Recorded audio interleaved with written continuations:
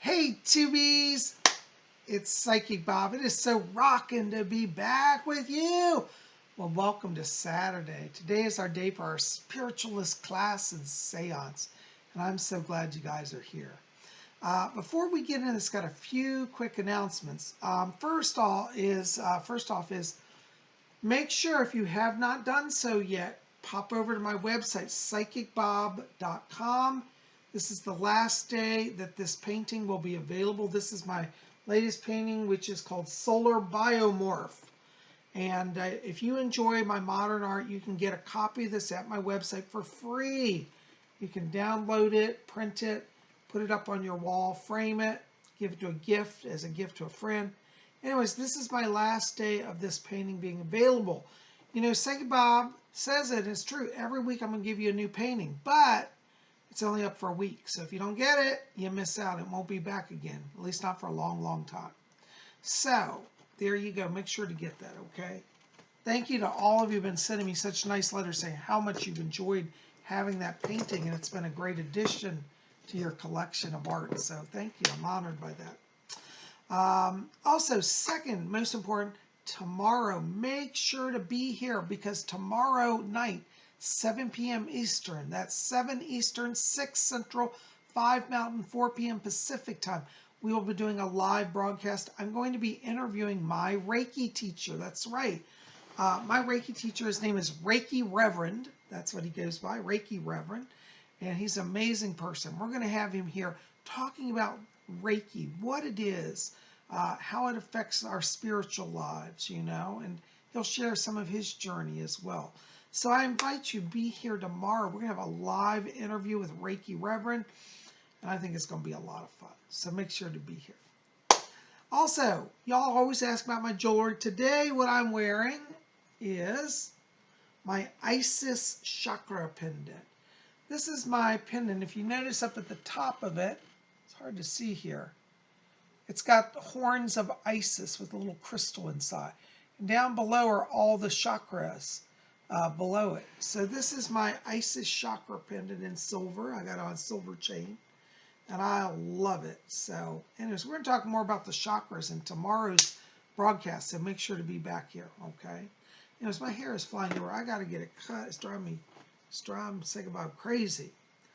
Anyways, hair aside, we're going to have a little spiritual teaching today. Now, we've been working for the last few months on this book by Sylvia Browne, Mystical Traveler. And a lot of you have been calling me for private readings. Says, Psychic Bob, I feel like I'm being called to be a mystical traveler. Is that possible?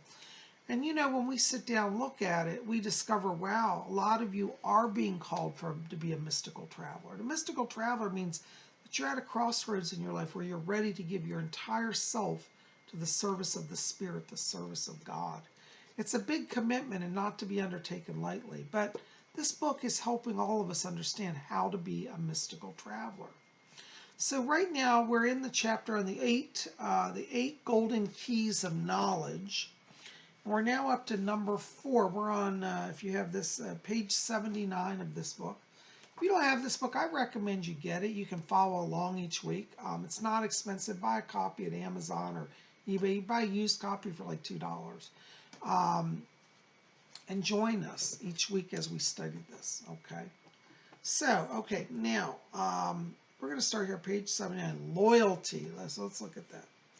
So that's one of the 8 keys of knowledge. Just to do a quick recap, the other keys before that were fortitude was number 1, mercy is number 2, honesty or honor is number 3. Now we're up to 4, loyalty. So let's listen to loyalty. Let's see what Sylvia Browne has to say, okay? So, loyalty. This key is my personal favorite.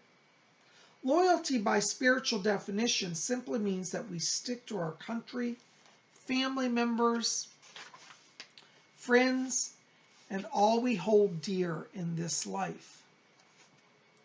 We can't play anyone against each other, and when we say we're going to do something, we do it. Spiritual people tend to stick by their word no matter what.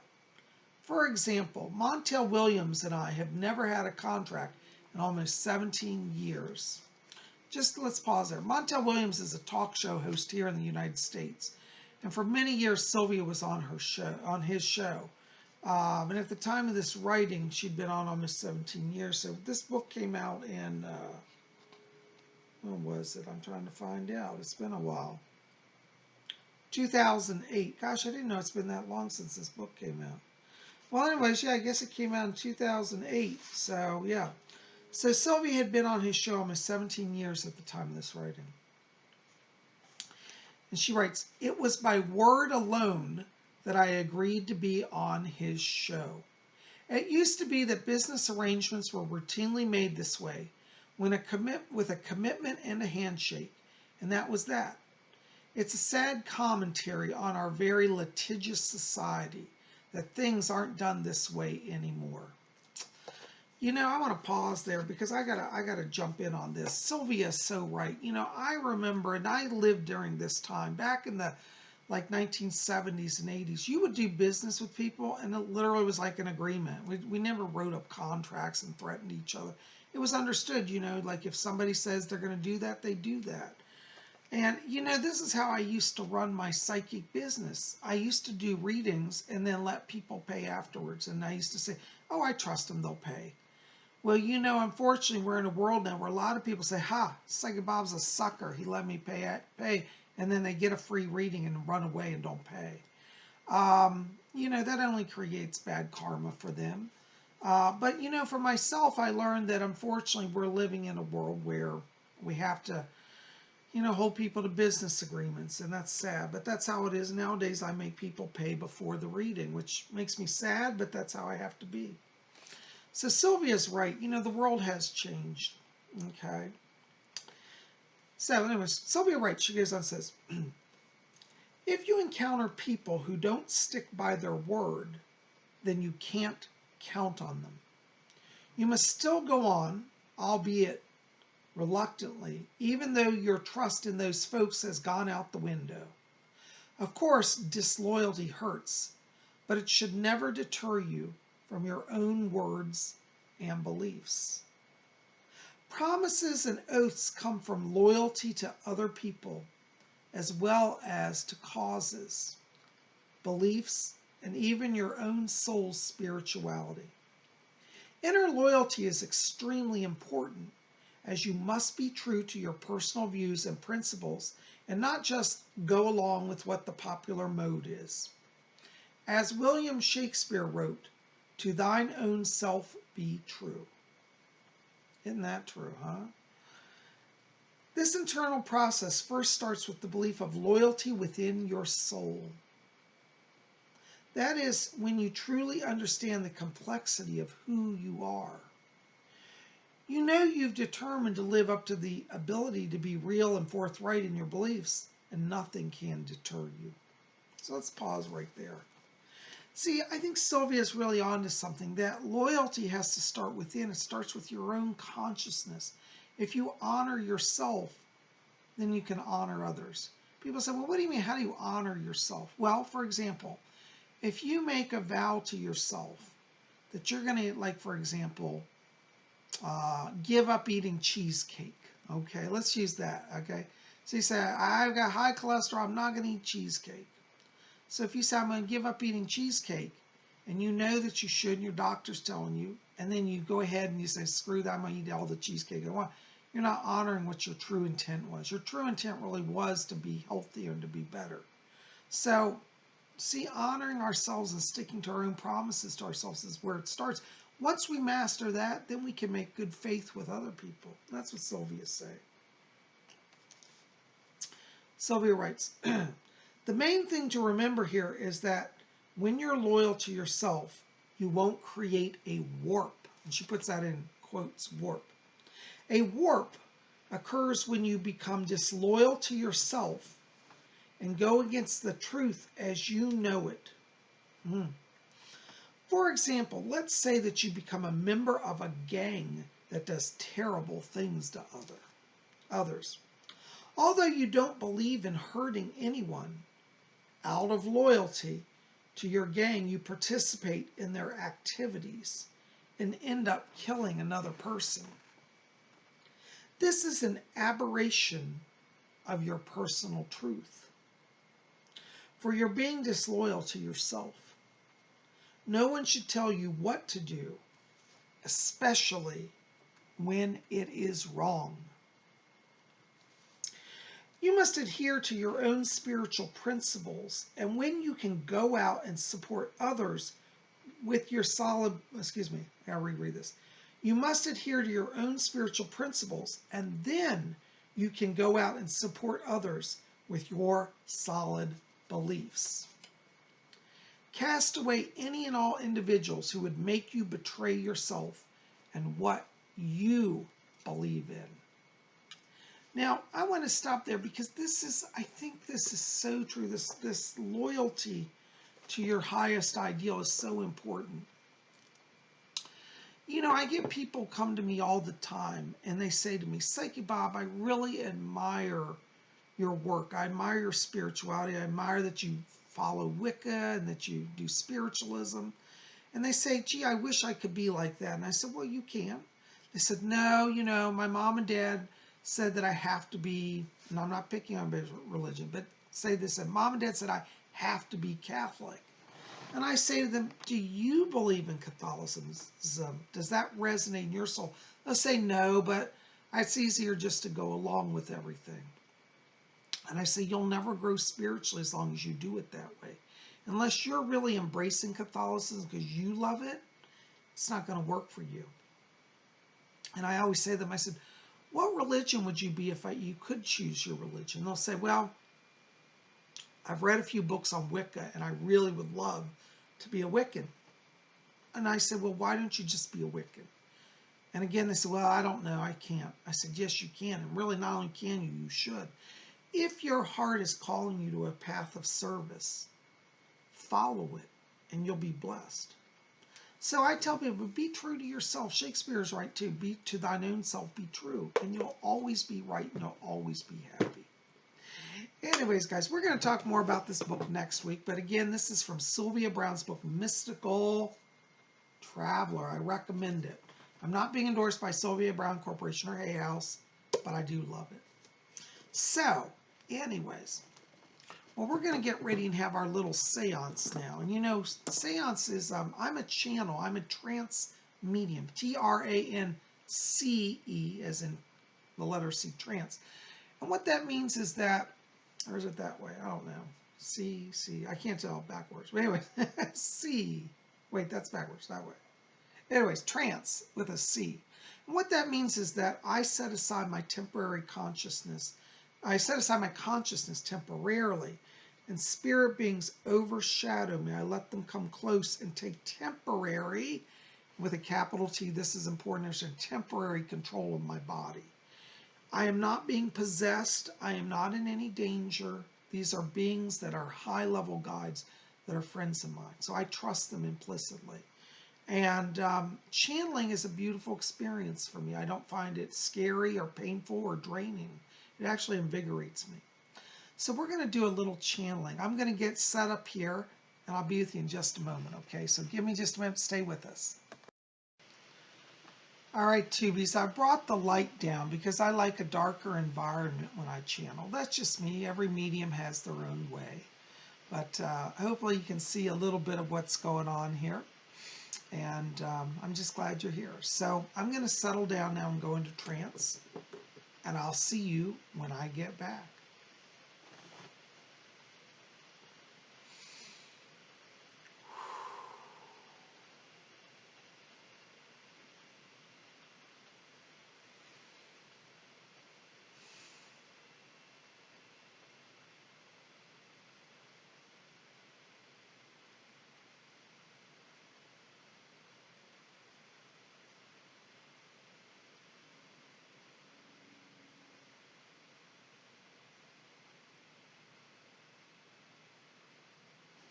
Oh, there we go.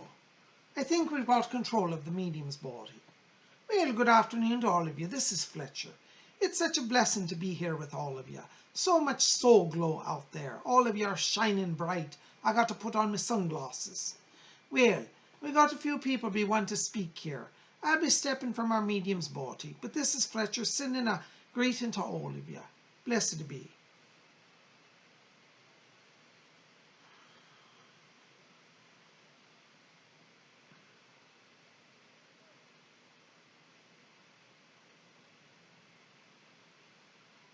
Good afternoon. My name is Alfred. It is a wonderful thing when one discovers the world of the spirit.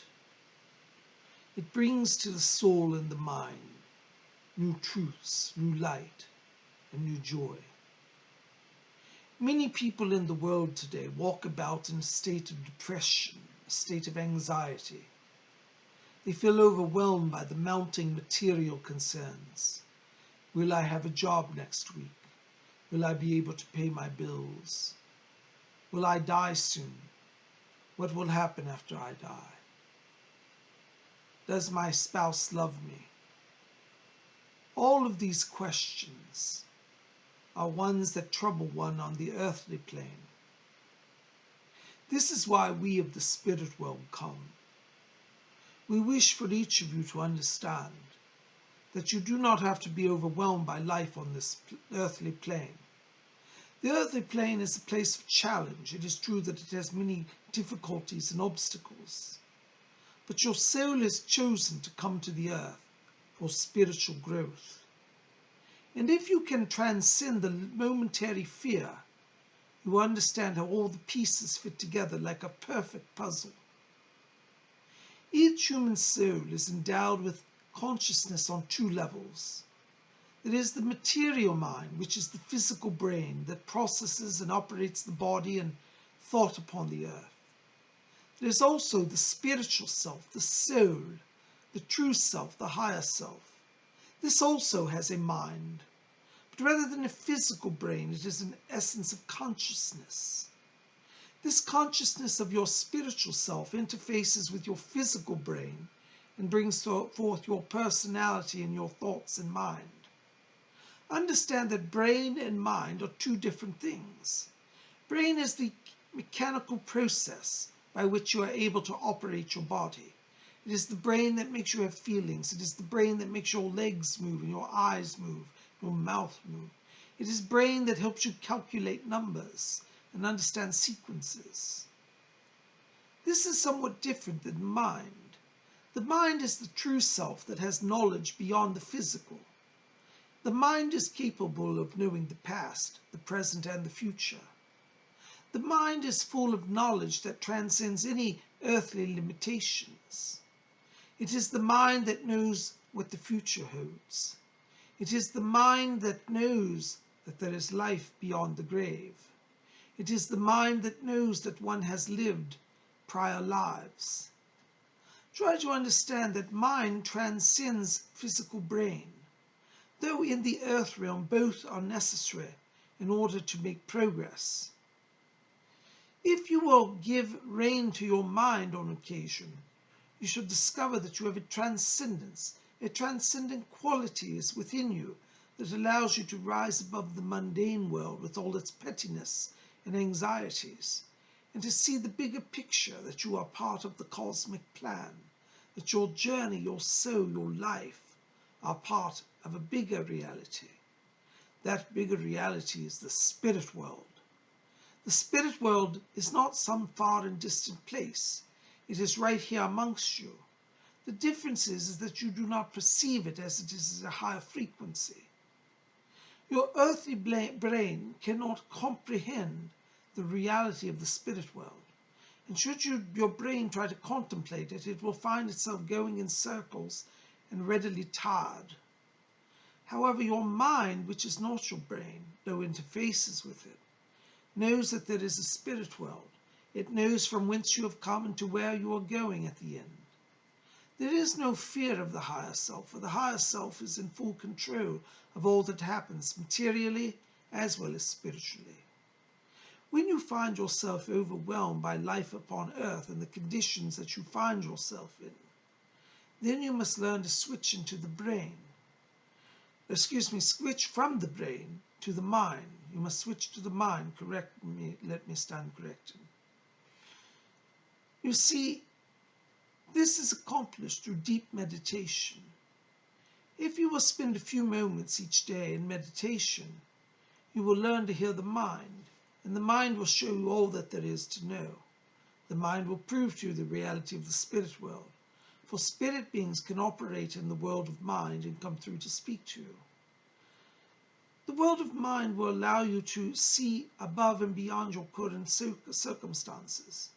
Though you may not understand that which you see, you have a deeper awareness that there is life beyond what you temporarily see, and that even at the worst, should you die, you shall never truly die, for the mind is in operation always, never ceases to exist. The brain may lose consciousness, but the mind never loses consciousness. And understanding the brain and the mind is the key to overcoming the material world. Some of you here today are saying, Alfred, I have tried to figure out my solution. I'm going in circles. When you find yourself going in circles, it means that you are operating within the brain. The brain has a limited capacity, a limited storage, a limited size and shape. The mind is spiritual and is not hampered nor hindered by spiritual or physical limitations. The mind is beyond all limitations. It is the mind that will allow you to see and know that which is beyond what could be known in the rational mind. And if you will let the spiritual mind overtake the physical brain and mind, then you shall have peace. The way to peace, the way to joy, the way to success is to rise from your limited brain into your transcendent mind. Again, this is accomplished through daily practice. If you will sit but with a few minutes with your eyes closed, you shall sit and say, I should receive messages from the mind of spirit, from my higher mind, from the infinite mind.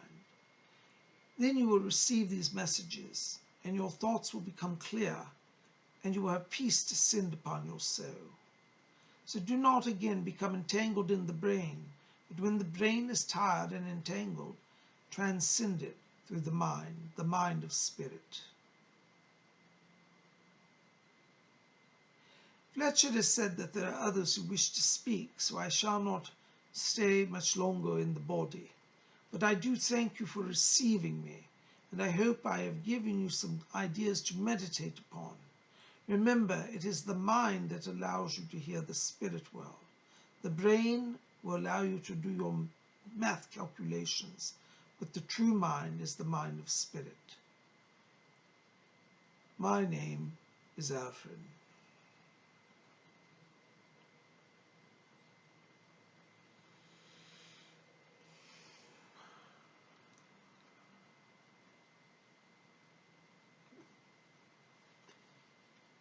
Greetings, my dears. This is Rose. Oh my, I tell you, whenever I listen to Alfred, I'm always intrigued and inspired. I do but only wish that I had known Alfred during my earthly life. I think I should have progressed much farther in my own spiritual journey. But that being as it is, here I am today with you. It is such a blessing to be here with all of you. So many of you have called out to me in the last few days. You've said, Rose, will you help me? I have heard your calls, and I want you to know that I have come to you, and that there are some cases where I've sent others to come in my behalf. Some of you said I called upon Rose, but an angel came instead. It was not Rose. My dear, know that I sent that angel on my behalf. Over here in the spirit world, we've become masters at delegation. There is so much work to do and so very few workers that many of us here have help from other side members to help us. There is at this time on the earth a great awakening. Many souls are starting to say, is there life after death? What does it all mean? I can assure you, my dears, that those of us in the spirit world are ever waiting in the wings with the answer for all who call upon us. I know that today there are some here who say, oh, Rose, I doubt the very existence of my own soul. I doubt that there is life after death. Well, my dear, it doesn't matter what you believe, doubt all you want. Someday, and I say this with almost assuredness, you shall return to this world, to the spirit world. Now, when you return, you will either be a soul shining bright and glorious like the angels, or you will be a dim and weakly lit soul. Make no mistake, my dear, you cannot trick God, or as we call God, infinite intelligence, by your pomposities. No, my dear, the truth is known here. As you have lived, so you shall be in the spirit world. Have you spent your life in reflection and goodness and doing loving deeds? If so, if you have done that, then when you come here, you will shine brighter than a halogen lantern. But if you've spent your earthly life being sanctimonious and judgmental and cruel and unkind, well, my dear, you may make it to the spirit world, but you won't have a mansion of glory, and your soul, depending on its light, may be very dim, or even, dare I say, a soul plunged into the darkness of the ethers. Yes, in the spirit world, you may think of it as a gradient. From one end of the spectrum, it is a pitch black. Souls go to the dark regions who have not necessarily been truly evil, but have lessened their light to a degree by selfishness and intolerance. And these souls find themselves wandering in the darkness. On the other end of the spectrum, there is brilliant light, more brilliant than your human eyes are able to perceive. Were a human to look upon that light, it would blind your eyes from your very body, it would melt them in the sockets. However, the spiritual eyes are able to look into that light and see it clearly without pain or discomfort on any level. But you see, my dear, in between both of those extremes there are many degrees and shades of light down to dark. Where you end up on that spectrum is truly up to you. If you make choices of kindness, of goodness, of giving love, then you shall grow brighter and be closer to the bright end of the spectrum. If you speak ill of people and do gossip and slander and ignore pleas for help, then you shall be in the darker side. My dears, where you go is truly up to you. You are the author of your own salvation.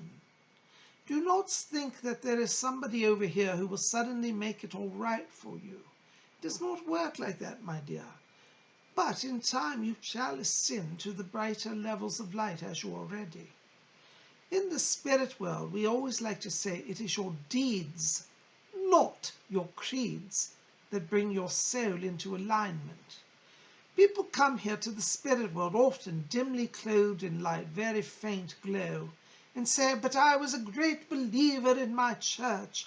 I was a great believer in, these things. And from what I've seen over here, dear, belief doesn't count for much. Oh, you may believe all that you wish to believe, but unless you back it up with kindness and love and service, well, there's not much power in that belief now, my dear.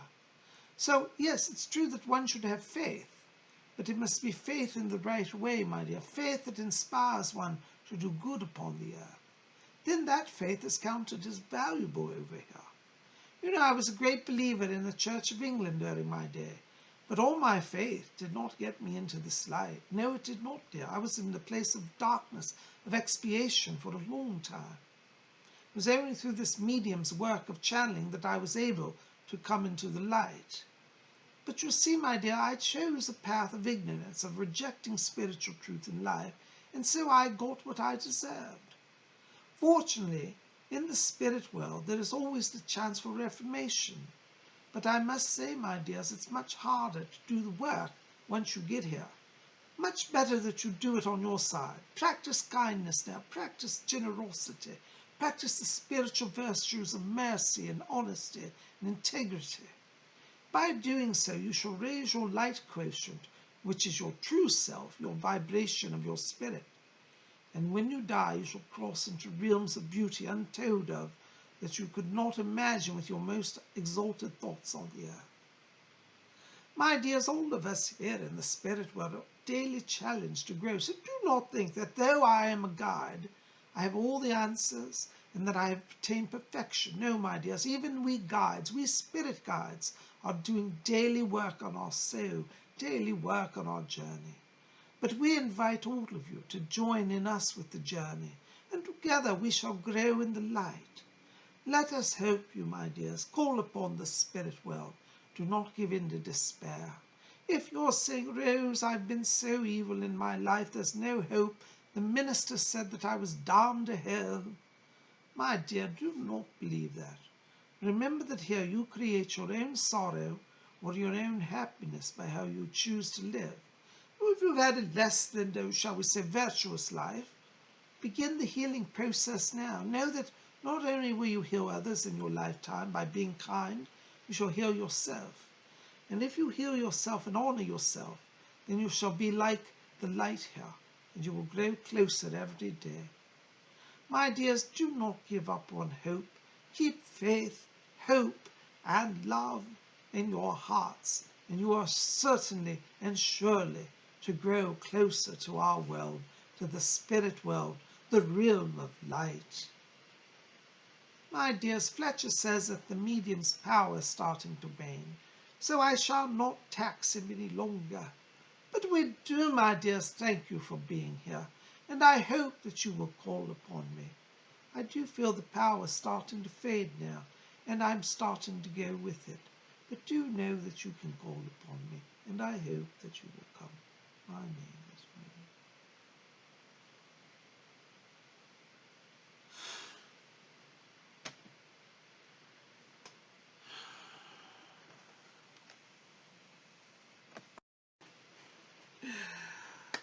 Tubies, it is so awesome to be here. Well, I tell you, I love to channel. I always come back from channeling feeling invigorated, refreshed, and renewed. If you've enjoyed today's seance and class, you might want to also pop over to my website, PsychicBob.com. Get this book, Messages, it's hard to say, I glare on it, Messages from Rose. Hopefully you can see that. You'll see it at my website, PsychicBob.com. I have a tab up at the top that says books. You click on that, put you in my bookstore. So get this book today. It'll help you with your journey, your own spiritual journey, as you learn about my life and work as a psychic. Also, while you're there, we've got other books, Ouija Mysteries, the Spirit Board Seances, Psychic Bob's Book of Wiccan Wisdom, Psychic Bob's Book of Spells, all of that and more over at PsychicBob.com. And while you're there, if you want to schedule me for a private reading, I would be honored to sit with you. Now, this week is already getting pretty filled up, but we may have a few spots in. But give me a call. Call my office, and this number is in the box below.